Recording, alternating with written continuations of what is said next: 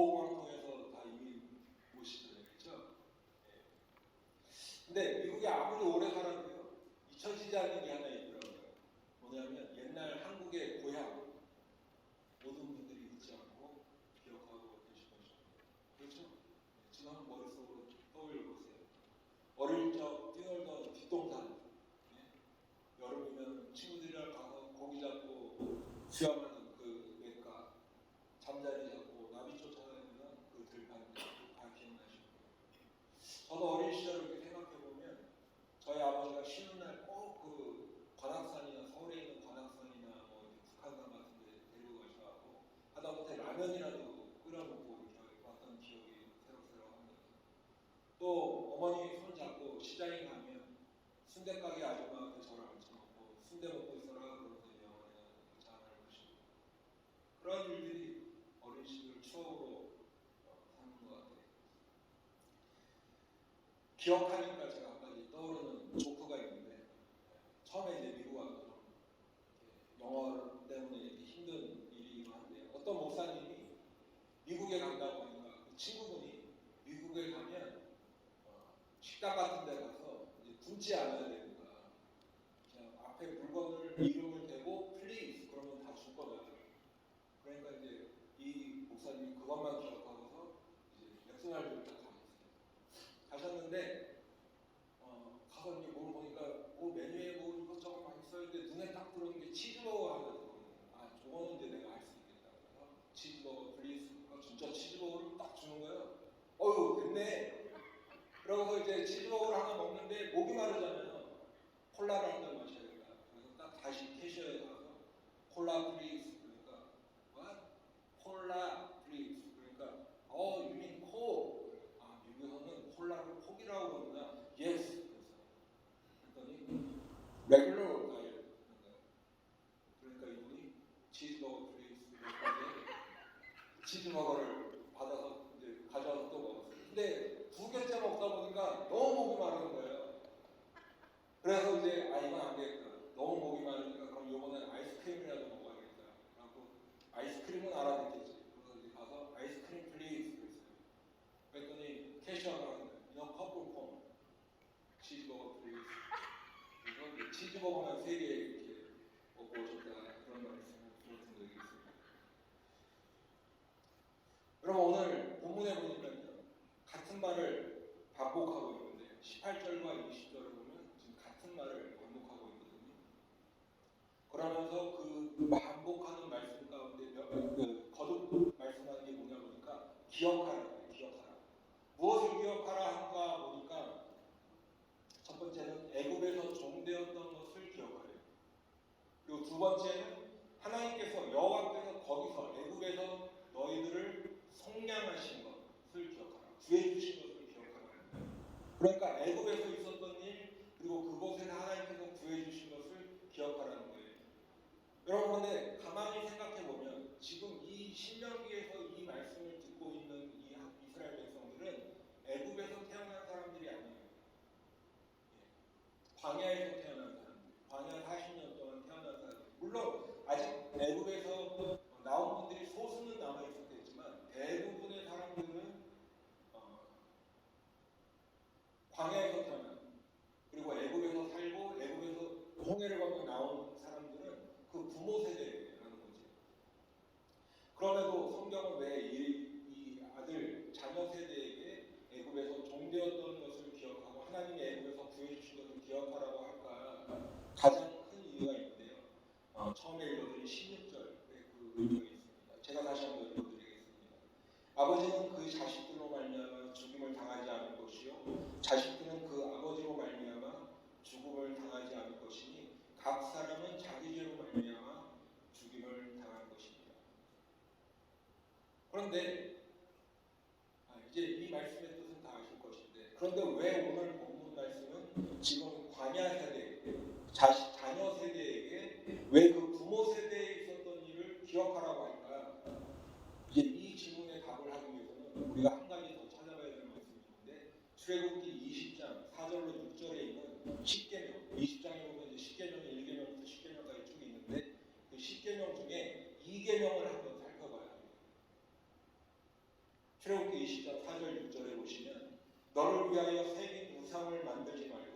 또 위로 하늘에 있는 것이나 아래로 땅에 있는 것이나 땅 아래 물속에 있는 것에 어떤 형상도 만들지 말며 그것들에게 절하지 말고 그것들을 섬기지 말라. 나 네 하나님 여호와는 질투하는 하나님인즉 나를 미워하는 자의 죄를 갚되 아버지로부터 아들에게로 3, 4대까지 이르게 하거니와 나를 사랑하고 내 계명을 지키는 자에게는 1000대까지 은혜를 베푸느니라. 아멘. 네.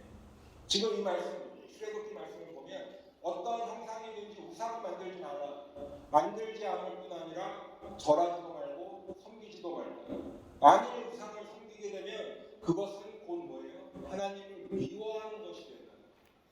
그렇기 때문에 하나님은 반드시 하나님을 미워하는 자, 다시 말하면 우상 섬기는 자를 그 죄를 갚으신다는 거예요. 심판하신다는 거예요. 언제까지요? 아버지로부터 아들 세대 3, 4대까지 그렇게 하십니다. 그러면 이제 우리 성도님들은 굉장히 인텔리전트 하시니까 이 말씀을 드리면 아니 목사님 조금 전에 그 본문 16절 말씀에 각 사람의 죄로 말미암아 죽을 것이라 했는데 이 말씀과 그럼 배치되는 말씀 아닌가요? 그런 생각을 하십니다. 그런데 제가 한 가지 질문을 좀 들어보겠습니다. 여러분 만일 어떤 아버지가 있어요. 이 아버지가 우상을 섬겼는데 그 아들 세대에 가서 예수를 믿게 돼서 정말 신실하게 예수를 믿어요. 그러면 이 아들이 그 아버지의 우상 섬김으로 말미암아서 죄를 받을까요? 안 받죠. 여러분 보통 사람들은 우리가 우상을 섬긴다거나 아니면 신년 운세를 본다고 아니면 답답해서 이렇게 점쟁이를 찾아가도 뭐라고 하냐면 내가 믿는 건 아니고 그냥 마음이 답답하니까 뭔가 이렇게 그냥 찾아가 봤어요. 재미로 찾아가 봤어요. 뭔가 의지할 때가 있으면 좋잖아요. 그래서 그냥 한번 가본 거지 나는 그런 거는 믿지는 않아요. 이렇게 대부분 그냥 사소한 이유 때문이다라고 말씀을 합니다. 그런데 조금 전에 읽었던 그 출애굽기의 말씀은 우상 숭배의 결과가 매우 심각하다는 것을 알려주는 3, 4대까지 그 죄가 이어진다는 게 방점이 아니라 내가 오늘 아무 생각 없이 그냥 재미로 남들 다 하니까 그렇게 한 어떤 우상 숭배의 행위가 사실은 굉장히 결과가 심각한 결과를 낳게 해준다라는 것을 일깨워주는 말씀이죠. 여러분 오늘 내가 예수를 잘 믿지 않고 그냥 별 생각 없이 그렇게 했지만 그러면요 내 아들 세대에 가서 예수 믿기가 쉽을까요? 여러분? 어려워요. 아니, 내가 하나님을 알려주지 않는데 그 아들이 예수 믿을 확률은 더 떨어지죠 나보다. 그러면 손자 세대는 더 떨어지겠죠. 더 멀어지겠죠. 그러니까 어떻게 되냐면 내가 굳이 뭘 하지 않은 것 같지만 내 아들, 내 손자 세대에 가면 영적으로는 훨씬 더 계속해서 피폐해지는 거예요. 이 영적인 빈궁의 상태가 훨씬 심각해지는 거예요. 그러면 또 반대의 입장이 되죠. 우리 아버지가 예수님을 잘 믿었어요. 우리 권사님이, 우리 어머니가 예수님을 잘 믿었어요. 막 예전에 그 미국에서 오신 분들 우리 할머니가 평양에 교회를 몇 개를 세우시고 우리가 몇 대째 기독교 집안이다 이런 말씀을 많이 하시는데 그러면 지금 나는 그냥 우리 할머니, 우리 어머니 우리 옆에 껴서 어떻게 그냥 비벼서 좀 천국문 들어갈 때 이렇게 들어갈 수 있을까? 이 말이 옳아요, 틀려요? 아니에요. 우리 아버지가 우상을 섬겼을 때 내가 예수를 잘 믿는 것도 상관이 없듯이 우리 어머니가 아무리 예수를 잘 믿었어도 오늘 내가 예수를 믿지 않으면 아무 상관이 없다는 거예요.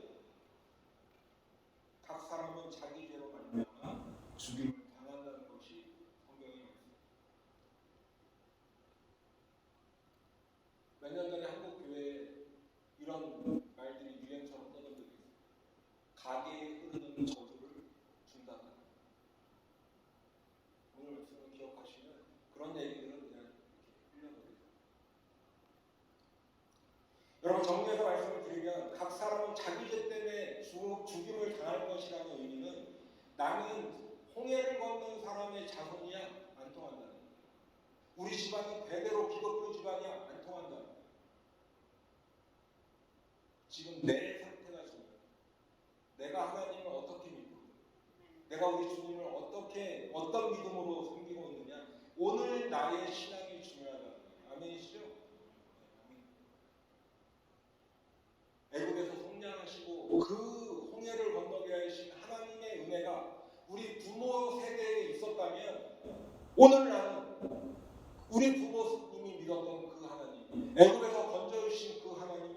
더 잘 섬기는 그런 신앙을 가져야 할 줄로 믿습니다. 또 한 가지 기억해야 하거든요. 애굽에서 종되었던 일을 기억하라고 해요. 18절과 22절에서 지금 반복해서 똑같은 말씀을 두 번이나 강조하고 있습니다. 여러분, 성경에서 두 번이나 강조하는 것은 매우 중요하다 이렇게 보시면 돼요. 매우 중요하다. 왜 이게 중요할까? 여러분, 한국 속담에 개구리 올챙이적 시절 생각 못한다는 속담 다 아시죠? 지금요, 이스라엘 백성은 광야에 있어요. 광야에 있는데 광야라고 해서 삶이 어렵지 않아요. 애국보다는 나아진 삶이에요. 왜냐하면 애국에서는 뭔가 막 종사를 해서 막 노력을 해도 간신히 먹고 살았는데 오늘 광야지만 매일의 양식은 하나님이 만나를 주고 계세요. 아침에 나가면 그냥 만나가 있는 거예요. 반석에서 샘물이라도 그 물을 마시고 있어요. 신명기 8장 4절에 보시면 40년 동안에 내 의복이 헤어지지 아니하였고 내 발이 부르트지 아니하였다. 한마디로 하면 먹고 사는 거 걱정 없는 광야인데. 그런데 앞으로 또 뭐가 기다리고 있어요? 젖과 꿀이 흐르는 가나안 땅이 기다리고 있네. 그러면 지금보다 훨씬 더 좋아지는 삶이 눈앞에 있는 거예요. 그렇죠? 네. 그러면 가나안 땅에 들어갔을 때 그 가기 전에 애굽에서 있었던 일을 기억하는 것이 매우 중요하다. 왜냐하면 두 가지 측면이 있는데 한 가지는요, 등 따뜻하고 배고프면요 뭐부터 하는 줄 아세요? 사람들이 신앙부터 봐요. 아쉬운 게 없어요. 은행에는 잔고가 쌓여 있죠. 뭐 우리 집에 뭐 하나 부족한 거 없어요. 자녀들도 뭐다 아쉬운 게 없어요. 그러면요 사람들이 신앙부터 버리게 되더라고요. 막 힘들고 어렵고 하나님 이거 해주시면 내가 주님을 위해서 살게 하다가 기도 응답 받으면 우리 교회는 말고 제가 저기 한국 가서 보니까 그런 분들이 있어요. 보통 사람들이 그러기가 쉽잖아요. 그렇죠? 네, 그러기가 쉬워요. 그렇기 때문에 오늘 본문에서도 애굽에서 종살이 하던 때를 기억하라. 그때를 생각하면 오늘의 내 삶이 하나님께서 은혜를 주셔서 이렇게 된 것이구나 라고 고백할 수밖에 없죠. 깨닫게 되는 거예요. 그러면 여러분 신앙적으로 어떻게 될까요? 하나님을 더 잘 섬기겠죠. 은혜를 기억하는데 오늘 각골 난방 뼈에 새긴 거예요. 그 은혜를. 세상 유혹이 있어도요. 나는 하나님의 백성이야. 나는 하나님의 자녀야. 하나님만을 섬기고 살 거예요. 그러면 여러분 영적으로는 그렇다 치고 우리의 삶의 영역에서는 어떻게 될까요? 하나님의 사랑을 나누어 주겠죠. 힘없고 연약한 사람들을 돌보는 사람이 되는 거예요. 여러분 지난주에 말씀을 드렸죠. 우리 크리스천은요 하나님의 정체성을 가지고 살아가는 사람들이에요. 인간 도덕 윤리의 수준 높아야 하지만 그 수준이 아니라 하나님의 정체성을 가지고 살아가는 하나님의 백성이다. 아멘. 그래서 사도 바울이 우리의 시민권은 하늘에 있다는 거예요. 하나님을 사랑하고 내 이웃을 내 몸같이 사랑하라. 이게 우리 몸에 배어 있어요. 아니 내가 이렇게 해야지가 아니라 그냥 아침에 일어나면 어떤 집사님이 남편분이 맨날 아침에 일어나서 굿모닝 알러뷰 하니 이렇게 하신다는데 그냥 그게 삶이에요. 내가 몇 번 했나 기록하지 않잖아요. 그렇죠? 내 삶이 돼야 돼요. 내 삶이. 그러면 우리 삶에서 그것들을 어떻게 표현하라고 할까? 오늘 17절에 보니까 그 답이 있습니다. 너는 객이나 고아의 성사를 억울하게 하지 말며 과부의 옷을 정당 잡지 마라. 여기서 객이라고 되어 있는 것은 나그네. 그런데 원어적으로 보면 외국 사람, 이방 사람. 또는 고아의 성사를 억울하게 하지 말라는 거예요. 한마디로 하면 힘이 없다고 억울하게 만들지 말라는 거죠. 과부의 옷을 전당 잡지 말라는, 과부는 남편이 없잖아요. 혼자 막 애써서 살아가야 되는데 그 겉옷이라는 것은 마지막 남은 그녀의 재산이에요. 그 밤에 이불로 덮어줘야 되는 거예요. 그걸로 전당 잡지 말고 뭔가 필요한 거 있으면 빌려주라, 채워주라 하는 거죠. 오늘 근데 19절에서 21절에 보니까 좀 더 자세하게 그것을 풀어서 말씀하고 있어요. 19절부터 다시 한번 읽어드리면 내가 밭에서 곡식을 벨 때에 그 한 뭇을 밭에 잊어버렸거든 다시 가서 가져오지 말고 나그네와 고아와 과부를 위하여 남겨두라. 그리하면 내 하나님 여호와께서 내 손으로 하는 모든 일에 복을 내리시리라. 내가 내 감람나무를 딴 후에 그 가지를 다시 살피지 말고 그 남은 것은 객과 고아와 과부를 위하여 남겨두며 내가 내 포도원의 포도를 딴 후에 그 남은 것을 다시 따지 말고 객과 고아와 과부를 위하여 남겨두라. 곡식을 벨 때 감람나무를 떤 후에 포도를 딴데 누구를 위하여 남겨두래요? 나그네, 객과 고아와 과부를 위하여 남겨두라는 거죠. 여러분 밭에서 곡식을 벨 때 뭐예요? 밀이든 보리든 추수할 때 매일 먹을 양식을 의미하겠죠. 감람나무는 주로 이 사람들이 사용하는 것은 기름을 짜서 우리도 엑스트라 버진 올리브 오일 이거잖아요. 이 사람들도 그 기름으로 쓰는 포도, 마시는 음료를 의미합니다. 그렇기 때문에 의식주, 먹고 사는 것, 그것은 그 사람들을 돌보면서 살아가라는 거죠. 그렇기 때문에 우리 크리스천들, 또 교회는요, 기본적으로 사회적으로 힘없고 연약한 그런 사람들을 돌봐야 관심을 가지고 봐야 돼요. 세상 사람들은 그런 사람들을 무시하기도 하고 때로는 하대하기도 하고 때로는 경시하기도 하지만 우리들은 그런 마음으로 살아가면 안 된다는 것을 이미 성경에서 말씀하거든요. 여러분 그러면 이제 이쯤에서 생각하시는 분들이 계실 거예요. 아니 목사님 지난주 설교도 그렇고 이번 주 설교도 그렇고 목사님 설교의 핵심은 그러면 어떤 도덕이나 윤리적인 것을 강조하시는 겁니까? 사랑하는 성도 여러분, 우리 성도님들이 꼭 기억해야 되실 것이 하나 있는데 교회와 성도는 높은 수준의 도덕적인 또 윤리의식을 가지고 살아가야 합니다. 하지만 우리 교회가 또 크리스찬이 추구하는 것은 인간의 도덕적인 수준을 높이는 것에 있지 않다는 것을 꼭 기억하셔야 돼요. 그러면 뭐 이런 거 무시하고 살아야 하는 그런 말씀 드리는 게 아니라고 제가 지난번에 말씀드렸죠. 인간의 도덕이나 윤리 수준이 높으면 높을수록 우리가 살아가는 이 커뮤니티가 안전해요. 그렇죠? 그런데 성경은 인간의 도덕 수준이 아무리 높다 한들 인간의 도덕 수준과 비교할 수 있는 뭐가 있어요? 하나님 수준의 도덕이 있어요. 우리들은요, 내가 어떤 사람이 아무리 미워도 가서 밉다, 때리거나 죽이지 않으면 그래도 저 사람 참 괜찮네 이렇게 평가하는 거예요. 그렇죠? 생각해보세요. 누가 나를 막 미워요. 근데 내가 그 사람 뭐 가서 괴롭히지도 않고 뭐 그걸 잘 인내하고 참으면 사람 좋다 이렇게 하잖아요. 그런데 성경에 보니까 하나님의 수준에서 보니까 누구든지 형제에게 노하기만 해도 심판을 받는다 말씀하셨네. 미련한 놈이라 하는 사람에게는 지옥으로 불에 들어간다고 말씀하셨어요. 그러니까 우리 인간의 윤리의식이 아무리 높다고 한들 더 높은 수준에 뭐가 있어요? 하나님 수준이 있는 거예요. 여러분 그러면 다시 이제 본문으로 돌아와서 말씀을 드리면 오늘 말씀이 단순히 나그네, 객, 고아나 과부를 도와주려는 목적이 어떤 도덕적인 수준을 넘어서는 뭔가 의미가 있다는 걸 알 수 있겠죠. 우리가 성경을 그저 도덕적으로 보면 거기서 머물러 있어요. 하지 말라는 게 아니라 더 해야 되는데 그 수준을 넘어서는 또 뭔가가 있다는 말씀이에요. 이해가 되시죠? 예. 그것은 영적인 의미고 우리가 반드시 성경을 읽을 때 그 하나님 수준에 있는 뜻을 깨달아야 할 줄로 있습니다.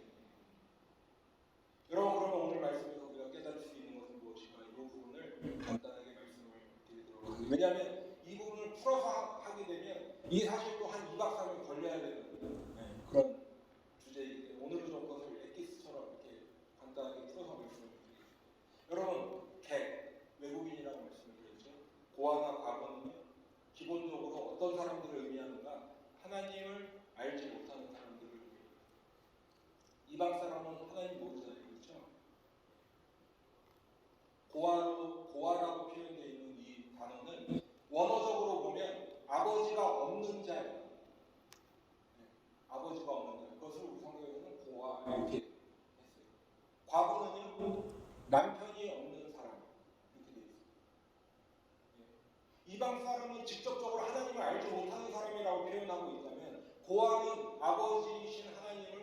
모르는 사람. 과부는요, 신랑 되신 우리 주님을 모르는 사람, 없는 사람. 그러니까 이 세 부류를 종합하면 뭐예요? 주님을 믿지 않는 사람들입니다. 이해가 되시죠? 그러면 객과 고아와 과부를 위해서 남겨두라 이렇게 말씀하셨는데 언제 그렇게 하네요? 첫 번째 보니까 19절에 보니까 밭에서 곡식을 벨 때 그렇게 하라고 했어요. 20절에는요 감람나무를 벨 때 그렇게 했어요. 21절에는요 포도원에서 포도를 딴 후에 밭에서 곡식을 베는 것, 감람나무의 열매와 포도는요 성경에서 1차적으로 하나님께서 주시는 은혜와 풍요를 상징해요. 그래서 무화과 나무는 풍성하고 또 감람나무와 포도원의 소출이 풍성할 때는 하나님이 주시는 은혜와 그 풍요로움을 상징합니다. 그러니까 1차적으로 그러한 풍요를 나에게 주셨다면 하나님께서 주시는 은혜니까 어려운 사람들을 도우면서 살아가는 것은 우리가 자연스럽게 깨달을 수 있는 첫 번째 원리가 되겠죠. 그렇기 때문에 우리가 그 말씀에 순종해서 힘없는 사람들, 연약한 사람들, 어려운 사람들 돕는 거예요. 그런데 이 말씀에서 그 수준이 아니라 그렇게만 살아도 우리가 굉장히 좋은 열매를 거둘 텐데 그 수준이 아니라 뛰어넘는 의미가 있어요. 이 세 가지 상황, 곡식을 벨 때, 감람나무를 떨 때, 포도를 벨 때 이 세 가지 상황이 모두 다 무엇과 연관이 있느냐? 하나님의 심판과 마지막 때와 상관이 있는 거예요. 여러분 곡식을 베는 것, 추수할 일꾼을 보내주셔서 하라고 우리 주님께서 우리에게 말씀하신 그 주님의 말씀을 떠올리게 되죠. 포도를요 틀에 밟고 포도를 땅 위에 포도를 틀에 밟고 이게 발로 밟아서 그 즙을 짜는 것은요 마지막 날 하나님의 심판을 의미해요. 감람나무는 요엘서에 보시면 마지막 날 내가 내 영을 물 붓듯이 부어주리라. 성령의 임재를 의미합니다. 그러니까 이 모든 것을 종합해서 말씀드리면 우리들은 예수님을 먼저 믿은 사람으로서 하나님의 백성이 된 사람으로서 지금도 주님을 믿지 않고 영적인 객, 영적인 고아, 영적인 과부로 살아가는 그 영적으로 가난한 자들에게 무엇을 나누어줘야 되는 거예요? 하나님의 말씀, 복음을 나누어줘야 돼요. 여러분 복음 많이 들어보셨죠? 우리가 입으로도 많이 얘기해요. 복음이 뭐예요? 그 말을 풀면 그냥 기쁜 소식. 그러면 우리들에게 기쁜 소식이 뭐와 기쁜 소식이에요? 우리들이 하나님의 은혜로 예수를 믿어서 멸망하지 않고 사망에서 생명으로 옮겨지는 그 영생을 받으리라는 하나님의 약속이 복음이에요. 내가 108배를 하지 않아요. 3000도를 하지 않아요. 오직 예수 그리스도의 그 보혈로 말미암아 내가 사망에서 생명으로 옮겨졌다. 그것이 복음입니다. 누구든지 독생자 예수를 믿으면 영생함을 얻으리라. 하나님의 백성이 되리라는 것이 복음이죠. 여러분 그런데 한 가지 분명히 깨달으셔야 할 것이 복음에는요 그렇게 달콤하고 이렇게 사랑스러운 말씀만 있는 게 아니에요. 반대로 우리들이 아무 공로 없이 예수님의 보혈로 영생을 얻을 수 있는 방법을 알려주셔서 그것이 복음이 된다면 반대로는요 예수님을 믿지 않으면 원래 우리들이 가지고 있는 내 죄의 본성 때문에 하나님의 심판을 피할 길이 없다. 지옥 형벌을 받을 수밖에 없다는 것까지가 전해져야 그것이 온전한 복음이 되는 것입니다. 온전한 복음이 되는 것입니다. 사랑하는 여러분, 이제 말씀을 마치면서 여러분들에게 부탁하고 싶은 게 있어요. 우리 좌우 앞에 계신 분들에게 한번 이렇게 이야기합시다. 우리 기억합시다. 한번 말씀해보세요. 우리 기억합시다. 뭘 기억해요? 그거 말씀드려야지. 뭘 기억해야 될까? 예전에 애굽에서 종되었던 일을 기억해야 합니다. 우리들이 다 세상에 살면서 한때는 다 사탄마귀의 종으로 살았었고 세상의 종으로 살았었던 적이 있잖아요. 그렇죠? 그런데 어느 날 하나님의 은혜, 하나님의 구원의 은혜와 예수님의 그 대속하시는 사랑으로 이게 왜 은혜입니까? 주님 어느 날 예수를 믿고 더 이상 마귀의 종이 아니라 더 이상 세상의 종이 아니라 하나님의 백성으로 살아가고 있어요. 여러분 아멘.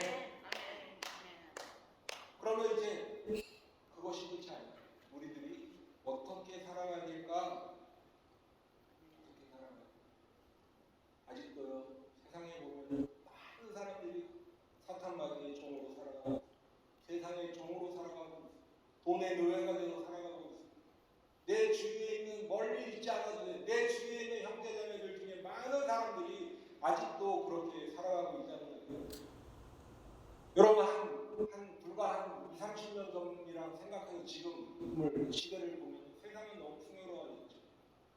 풍요로워졌어요. 과학기술은 날로 발전해서 예전에는 공상과학 영화에 나오는 전화기를 지금 길에 다니면서 하고 있잖아요. 이거 언제 우리가 전화기만 한 게 아니라 인터넷 하고 있는 거 나오면요. 예전에는요. 아유 상상이 좀 심하시네 이렇게 하고 우리 다 지금 그렇게 하고 있죠.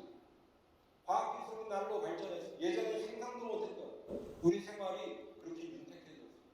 그런데 영적으로는 어떨까요 여러분? 영적으로는 어떨까요?